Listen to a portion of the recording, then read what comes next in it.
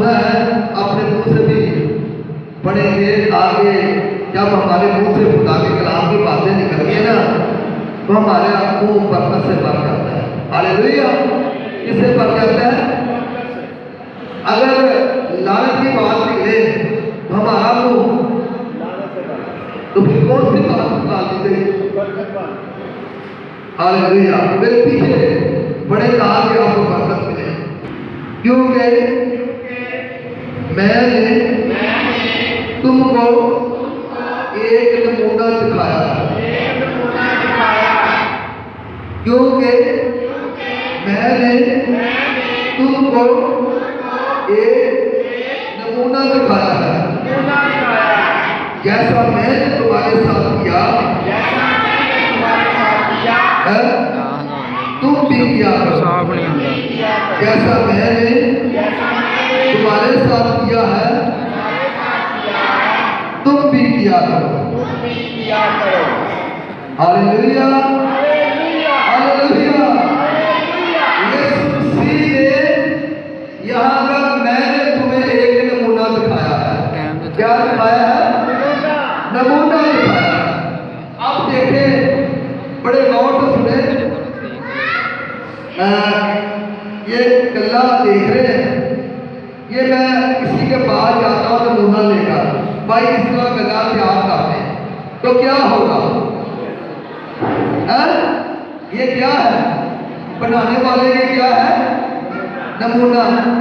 हम क्या करते हैं? फौरन नमूना उतारने की क्या करते हैं? मेरे दिलों में जिस तरह कोई घर बनाता है उसका नमूना उतारते हैं, कोई भी कोई चीज देखते हैं उसका क्या करते हैं? अभी हमने ये सोचा है कि हम अपनी जिंदगी का नमूना किससे उतारें? क्या हमारे पास ऐसा कोई हस्ती है, वो ऐसी करने वाली चीज है जिसके सामने जाए और हम अपनी जिंदगी उसके साथ उसके नमूने से हासिल करना शुरू करें? हालेलुया। मेरे दिलों, अगर आपकी जिंदगी में अच्छा नमूना नहीं है तो मैं आपको बताता चलूं, आप उस नमूने को देखें जिसका नाम यीशु है। जिसका नाम क्या है? जब आप यीशु मसीह के नमूने को देखेंगे या उसका नमूना उतार देंगे तो यकीन जाने फिर आप यीशु जैसे काम करना शुरू हो जाएंगे। यीशु लंगड़ों को चलाता था, यीशु बदरूओं को निकालता था, खुदा यीशु ने मुर्दों को जिंदा किया, बीमारों को शिफा दी। जब आप उसके नमूने पर चलेंगे तो यकीन करो, यहाँ पे क्या लिखा है नमूने में? जैसा मैंने तुम्हारे साथ किया तुम भी किया करो। हालेलुया। यानी कि मैं तुम्हें नमूना देता हूँ। आज यीशु मसीह का नमूना पहल है और खुदा का बंदा जो पलूस है वो भी नमूने की बात करता है। अब मैं बताऊँ यीशु मसीह का नमूना। यीशु मसीह ने बरकत को अपनी इस बार फतह पाने के लिए, हासिल करने के लिए हमें नमूना दिया। 40 दिन बियाबान में काटे। कहाँ काटे? भूख प्यास की हालत थी।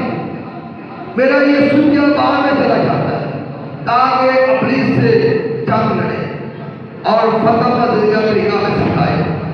ये नहीं है कि वो फतह नहीं था, बल्कि हमें नमूना सिखाने के लिए वो जंग में गया, हमें सिखाए किस तरह हम अपनी पर फतह हासिल कर सकते हैं। तो देखो यीशु मसीह ने हर काम को छोड़ा, दुनियादारी को छोड़ा। बहुत से लोग उसे मशवरा देते थे, लेकिन उसने बाप की मर्जी के मुताबिक आपको बुलाया। हालेलुया। देखो आज हम क्या करते हैं? हम अपनी मर्जी से कुछ करने की कोशिश करते हैं। पहला कुरिन्थियों 11 बाब उसकी पहली आयत खुदा के कलाम में से हम पढ़ेंगे।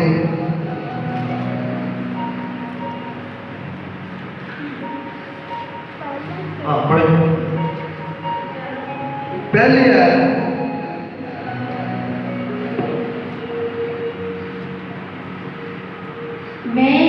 तुम मेरी मानद बनो जैसे मैं मसीह की मानद बनता हूँ। हालेलुया। पलूस क्या कहता? तुम किसके में बनो? जैसा मैं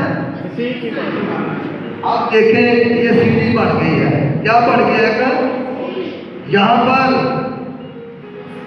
यीशु है और यहाँ नीचे ये रसूल है, यहाँ यीशु है और ऊपर खुदा बाप है। हालेलुया। यीशु बाप है और रसूल क्या करा? मैं यीशु की मदद। हालेलुया। यीशु किसकी मदद है? और रसूल क्या कहता है? मैं यीशु की मदद। तो अगर हम यीशु मसीह की मदद पढ़ेंगे, ये बात याद रखना, फिर यीशु मसीह जैसे काम भी करेंगे। हालेलुया। मायूस मत हो, परेशान मत हो, जब अपनी बीमारियों को ना देखें, बदलुओं को, बेरोजगारी को ना देखें, यीशु को देखें जिसने आपके लिए क्या किया। यीशु ने क्या किया? कुर्बानी दे दी है। आप बस यीशु मसीह की मदद पाएंगे। यीशु मसीह ने, अब पुलिस रसूल के बारे में बताता हूँ, वो कैसे यीशु मसीह की मदद पाता है और अपने दुख सहता है। यहाँ पर हम देखेंगे आगे थोड़ा सा। दूसरा ग्रंथियों, यहाँ पर वो यीशु मसीह जो पुलिस रसूल है, यीशु मसीह की मदद पाता है, कितने दुखों में गुजरता है, लेकिन वो बेबरकत नहीं बल्कि बाबरकत बनता जाता है। छठा बाब दूसरा ग्रंथ, इसकी आयत हम पढ़ेंगे चौथी आयत से। हाँ, रावण से पहले मैं इधर बोलता जाऊंगा। बल्कि खुदा आदमों की तरह, बल्कि खुदा के खादमों की तरह, क्या पूछ रहे? खुदा के खादमों की तरह। हाँ, आगे हर बात से अपनी खूबी जाहिर करता। क्या करते हैं? हर बात से अपनी खूबी। आज आप यीशु मसीह में पढ़ेंगे तो हर बात में अपनी खूबी खुदा के कलाम को ताबज़ाह करेंगे। किस्सा करनी है खुदा बड़े सब्र से। पहली बात क्या कहना है? बड़े सब्र से। अरे सब्र कितों है? अरे सब्र है, लेकिन आज भी खुदाओं के कलाम का हमें सब्र अपना दर्शाता है। पहली खूबी क्या बता रहा है? सब्र वाली। मैं अपनी बात बताता हूँ कि गाँव में गाना पाया ना, जब उन्होंने खुदाओं की आवाज पता कहते भाई तेरा नाम सबर है, सबर खुदाओं भी अपना नाम याद कराता, मैं उसे चुप करता। हालेलुया। फिर खुदाओं आवाज देता, बेटा तेरा नाम साबर है, साबर मतलब सबर करना ना, तू गाना पाएगा। क्यों बार बार लेट हो काम में, थोड़ा फिर मसला बनता है, लेकिन बात खुदा को भी लेट काम पसंद नहीं होता। आगे मुसीबत से, आगे खूबी मुसीबत में भी सब्र करना है। हाँ, आगे हज से, इंतजार से, तंगी से, तंगी, इंतजार और तंगी, यहाँ पे भी सब्र करना मुश्किल है। भूख प्यास है, तंगी है तो बंदा काला पाएगा। आगे कोड़े खाने से, अगर वो मारता है कोड़े पीते तो सब्र करोगे? हाँ, मुश्किल है, लेकिन सब्र करना है। आगे ये नमूना है कैद होने से, हंगामों से, मेहनत से, बेदारी से, फाकों से, पकीज़गी से, इल्म से, तामत से, मेहरबानी से, रूल कुदरत से, बेदिया मोहब्बत से, कलामी हक से, खुदा की कुदरत से, रास्तबाजी के हथियारों के वसीला से जो दाएं और बाएं हैं, इज्जत और बेइज्जती के वसीला से, इज्जत और बेइज्जती के वसीला से, साड़ी कोई लोग इज्जत करते, कोई लोग साड़ी नहीं करते ने, इधर खूबीदार करते हैं। हालेलुया। इज्जत भी है, ये बेइज्जती भी होती है। फिर भी की करना खूबी नु, क्योंकि साड़ी इज्जत भी बड़ी तो बेइज्जती भी हुई थी, इसलिए वो कहता है मैं यीशु मसीह की प्रेरित बनना चाहता हूँ। आगे बदनामी और नेक नामी के वसीला से, कई दफा साड़ी बदनामी भी होती है, मेरी भी कई दफा हुई है। गुमराह करने वाले, मैं खामोश हो जाता हूँ बदनामी की वजह से भी। आगे गुमराह करने वाले मालूम होते हैं, फिर भी सच्चे। कई पति हानू कहते हैं भाई गुमराह करता है, मुझे भी कई दफा लोगों ने कहा जी गुमराह कर देते हो। वो बात है देखो बहुत सारी चीज़ें हमें तालीम देनी पड़ती है लोगों को, लेकिन लोगों को देख पहले ही इब्लीस से कुछ बातें डाली तो मुझे गुमराही तकलीफ है, क्योंकि उन्होंने ना तो कलाम पढ़ा होता है ना सुना होता है, तो जे वो सुनन से पढ़न तो यकीनन वो बनता था। आगे गुमनामों की मानत है तो भी मशहूर है, मरते हुओं की मानित है मगर देखो जीते हैं। आगे लगना मरते हैं तो मैंने वेख देखे जीते हैं। मार खाने वालों की मानत है मगर जान से मारे नहीं जाते। गमगीनों की मानत है लेकिन हमेशा खुश है। अरे देखो कितना इन्हें काम मिलते हैं फिर भी खुश नहीं आ, गमगीना मिलता फिर भी हमेशा अभी काम को छड़ दी गया, इस तरीके का कोड़े भी पेदे ने पूरा लोग कहते फिर भी खुश नहीं। ये है खूबियाँ, एक रास्ता बंदे में खूबियाँ होनी चाहिए। क्या होनी चाहिए? खूबियाँ। ये नहीं आ गया कोई काम आ गया तो मारे गया ब्लड हाई वो सुई तोड़ दे और ब्लड प्रेशर मीटर ही तोड़ दे, वो कह ला डॉक्टर कह करना मैं भैन भरा ये ब्लड प्रेशर सुई नहीं चलेगी मेरा मीटर टूट गया, ऐसे नहीं होना चाहिए था। हमने क्या करना है? कंट्रोल करना है, सब्र करना है। क्या करना है? सब्र। नहीं कोई मुसीबत आ गई हो जाए खुश रहना है। आगे कंगालों की मानत है मगर बथेरों को दौलतमंद कर देते हैं। इसका मतलब पता क्या? कंगालों के मतलब बथेरों को दौलतमंद, इसका मतलब पता कि रुपये पैसे नहीं है, रुपये पैसे हकीकी जो दौलत है ना ये खुदा का कलाम है। कहते देखो जो कंगाल वो लोग ने जिन्होंने को खुदा का कलाम पढ़े तो उन्होंने उसी दौलतमंद कर देने खुदा के कलाम। हालेलुया। जब आप खुदा के कलाम से दौलतमंद बन जाएंगे ना, जैसे खुदा की रोटी जाओ आसमान पर, तो खुदा के कलाम में ये भी लिखा है दौलतमंद खुदा की बादशाह में दाखिल। यानी ये दौलतमंद वो नहीं है जिसमें आपको ये सवाल क्लियर करता हूँ, वो दौलतमंद जो दौलत को खुदा समझकर पूजा करता है। क्या समझकर? खुदा। देखे दौलत जमीन पे सारे जितने भी कानून हैं हर चीज में दौलत इस्तेमाल होती है, तो नहीं कोई ऐसी चीज नहीं है यहाँ पर दौलत इस्तेमाल ना हो। तो दौलत तो हमें भी चाहिए, खादों को दौलत नहीं चाहिए, ये पहली चीज नहीं जो इस्तेमाल कर रहे हैं। यानी कि वो लोग जो दौलत की पूजा करते हैं, जैसे मैं बताऊँ कैसे पूजा करते हैं। आज शबद का दिन है, अगर आप 2 घंटे छुट्टी लेकर आ जाते हैं, छोड़ देते हैं काम में, मैं 2 घंटे जाना चाहता हूँ, तो आप किसकी पूजा करने आए हैं? अगर काम पर है किसकी पूजा कर रहे हैं? तो फिर यह फर्क आता है। दौलत कमाए लेकिन एक और बात, खुदा के काम के लिए दौलत खर्च नहीं करता। ये भी वो क्या करते हैं? किसकी पूजा करते हैं? कोई प्रोग्राम आएगा कि खुदा उन्हें साल का लो या खुदा के काम ही सब आओ करना नहीं, मैं नहीं करना। ये भी वो क्या करते हैं? क्या करते हैं? दौलत पूजा करते हैं। अगर वो खाने बीमार हो जाता है इसकी पूजा करते हैं, दौलत की पूजा। दौलत कमाना गुनाह नहीं है, दौलत कमाना गुनाह लेकिन तरीके। हालेलुया। हाँ आगे नादारों की मानत है तो भी सब कुछ रखते हैं। नादारों की मानत है तो भी सब कुछ। देखो ये है खूबियां। और अगर हम मसीही हैं तो हमारे अंदर नमूना होना चाहिए किस तरह हमने लोगों को बताना है कि हम मसीही हैं। अगर हमारा मसीह जो है हसद करता है, क्या ऐसा नमूना यीशु ने दिया? हसद का यीशु ने झूठ का नमूना दिया है, यीशु ने शराब पी के नारे लगाए हैं, यीशु ने चोरियां की, यीशु ने नाराज से काम किए।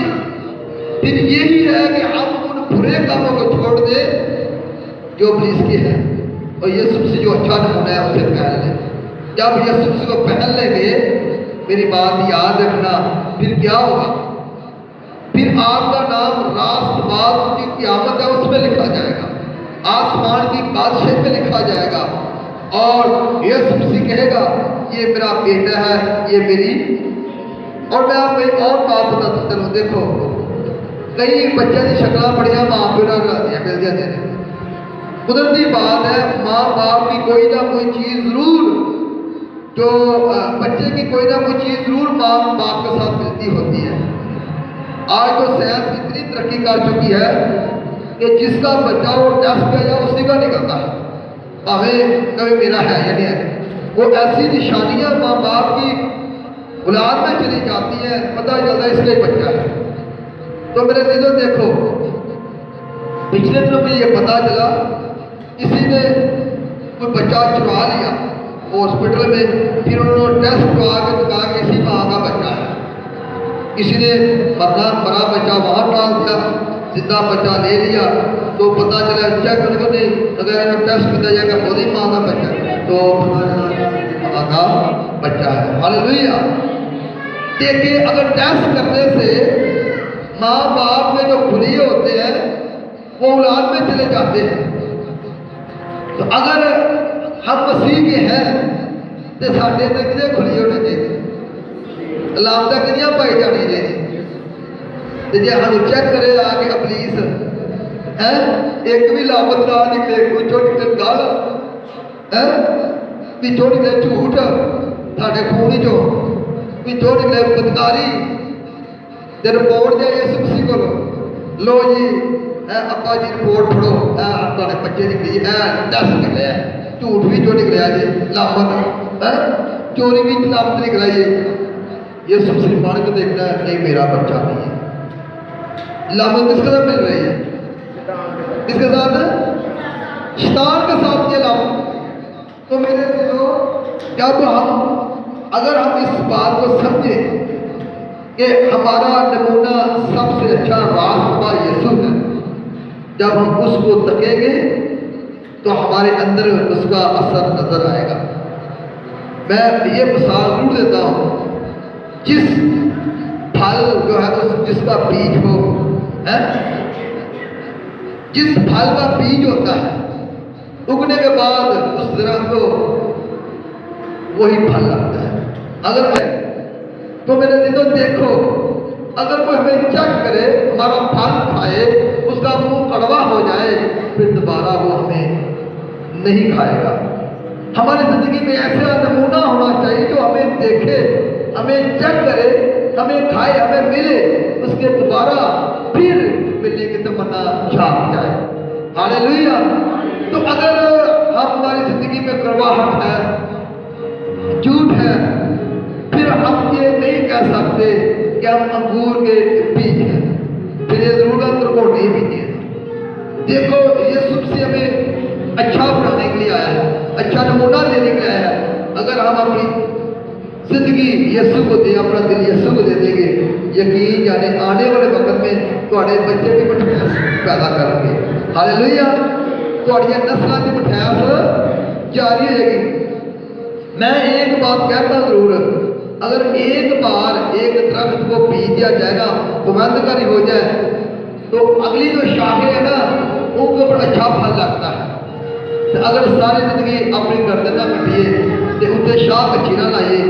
गर्दन कटना, शाख अच्छी लगाना मतलब है तौबा करना, अपने गुनाहों तो माफी मांगना, नवे सिर तो पैदा हो जाना, यीशु मसीह के नाम से धुल जाना, यीशु मसीह के नाम से बपतिस्मा लैके ओदी बादशाही दाखिल हो जाना, फिर अगों यीशु ही निकलेगा थोड़े पहुंचो। हालेलुया। तो जब हम अपनी गर्दन नहीं काटेंगे, ये कि नहीं असा यही रहना, तौबा सा नहीं करनी, तो कभी भी आप अच्छा फल पैदा। आप ये सीखे कि यीशु मसीह ने कौन कौन सा नमूना दिया। मैं आपको बताता हूँ कुछ नमूने यीशु मसीह के। यीशु मसीह ने सबसे पहला क्या किया था? सबसे पहले बचपन में यीशु मसीह 12 साल की उम्र में, कितने साल की उम्र में? आप इस नमूने को याद रखना। 12 साल की उम्र में यीशु मसीह हैकल में आते थे। 12 साल इतने बच्चे की उम्र है भाई, किसी उम्र हो सही 12 साल यदि इधर आओ, इधर आओ। अब देखिए, ये बेटा है, इसकी उम्र 12 साल है। अगर यहाँ आकर कलाम सुनाए ਵੱਡੇ ਵੱਡੇ ਆਦਰੀਆਂ ਨੂੰ ਹਰਾ ਦੇਵੇ, ਹੈਰਾਨ वाली गल नहीं। क्यों भाई? यीशु मसीह की इस उम्र में लिखा 12 साल की उम्र में हैकल में आते वो खुदा का कलाम सुनाते थे। हालेलुया। ये पहला नमूना है बचपन का। ये कौन सा नमूना है? बचपन का नमूना 12 साल की उम्र में मेरा यीशु हैकल का कलाम सुनाता है। हालेलुया। बैठ जाए। ये क्या हमारी उम्र गुजर जाती है, हम चर्च नहीं आ रहे, तो नमूना किससे सीखना है? नमूना कौन है? यीशु। हमें 12 साल से पहले ही बच्चों को चर्च में भेज देना चाहिए। यीशु मसीह तो पहले भी आते थे। दूसरा नमूना बताऊंगा आपको, जब यीशु मसीह जवान हुए तो उन्होंने क्या किया? बपतिस्मा लिया। क्या किया? बपतिस्मा लिया। उस वक्त यीशु मसीह की उम्र 30 साल थी। कितने साल है? ये दूसरा नमूना है। अब तीसरा नमूना बताऊं, यीशु मसीह ने उसके बाद मुनादी करना शुरू कर दिया। 3.5 साल आप सरकार ने मुनादी की, और जब मुनादी की है तो उस वक्त लोगों को बड़ी बरकत मिली। फिर इसके बाद अगला नमूना देखें, यीशु मसीह ने शागिर्दों के पैर धोए। इसके बाद पैर धोने के बाद सलीब का दुख सहा, कुर्बानी दे दी है। ये क्या है? हमारे लिए नमूना है। यीशु मसीह ने गुनाहगारों से प्यार किया। ये क्या है? नमूना है। यीशु मसीह ने का वादा किया। आज हम पा रहे हैं, ये हमारे लिए क्या है? नमूना। मेरे जो यीशु मसीह के खिदमती गांव जमीन पर थे, हमें हमारे नमूना है। यीशु मसीह के बाद बदकार औरत आ गई, उसने उसको भी गले लगा लिया। एक औरत समाओं के घर में आती है, अपने बालों से पाँव पूजा इधर डाल दिया, दूसरा शक कर रहा है। एक कुएं पर औरत मिलती है, जिसे यीशु का जब ये पानी पिला, ये भी नमूना है। उसने फिर भी उसे सीने से लगा लिया। आज देखिए हमारी जिंदगी में ऐसे नमूने क्यों नहीं पाए जाते? यीशु मसीह का नमूना जो सबसे बड़ा सलीब पर एक अहम है कलमा, जो उसके उनके मुंह मुबारक से निकला, मैं बाप इनको माफ कर। देखो ये नमूना है। लोग क्या कर रहे हैं? लोग क्या कर रहे हैं? यीशु मसीह पर थूक रहे हैं, दाढ़ी नोची जा रही है, बुरा भला कहा जा रहा है, लेकिन मेरा यीशु